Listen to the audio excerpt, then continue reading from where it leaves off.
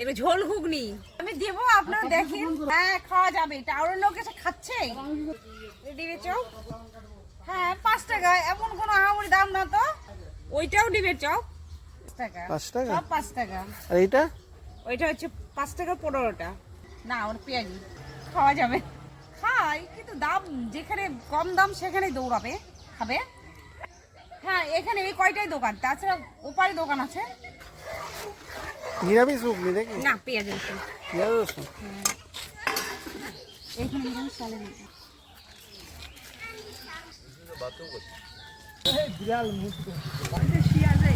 হ্যাঁ, দৌড়ালো তো। সস দেবো? আমি খাবো। সস দিবো? সস দিবো? না, সস দেবো না। সস আমি খাবো না। তাই খাইনি। চপ দাও।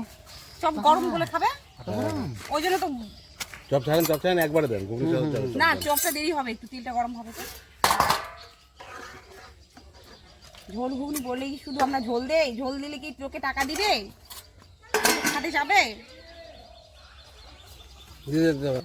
না না, আমার সস ভালো লাগে না। সব মিক্সচার এ তো জল ভর্তি। জল ভর্তি। টাউনের লোক এটাও খাই নি রে, সস্তা পেলেই দিব।